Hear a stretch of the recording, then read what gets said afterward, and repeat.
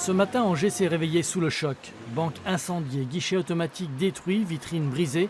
Le rassemblement antifasciste d'hier a dégénéré en violence urbaine. La mairie d'Angers a décidé de porter plainte et d'aider la police à identifier les casseurs. Nous condamnons cette violence, nous condamnons toutes les violences, elles ne sont pas acceptables. Évidemment, les responsables devront justifier les actes qu'ils ont commis, mais également les organisateurs pourra ne pas avoir su tenir, organiser correctement une manifestation dont on pouvait imaginer effectivement qu'elle pourrait avoir un caractère violent.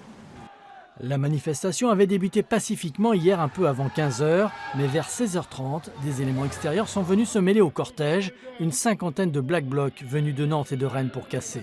Sur cette vidéo tournée boulevard Saint-Michel, on voit un de ces manifestants cagoulés jeter une bombe incendiaire sur l'agence de la BNP.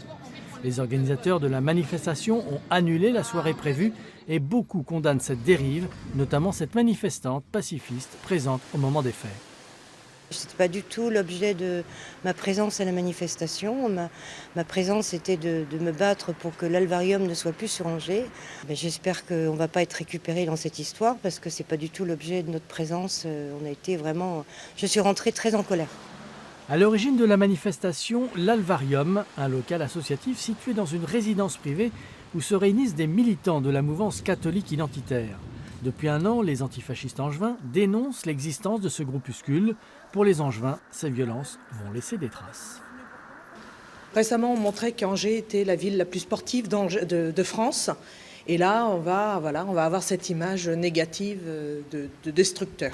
Finalement, ces imbéciles font le lit de l'extrême droite. Les gens vont réagir bêtement en disant qu'il faut que Le Pen arrive au pouvoir et c'est la catastrophe. Hier, 6 personnes ont été interpellées lors de la manifestation. Toutes ont été relâchées ce matin.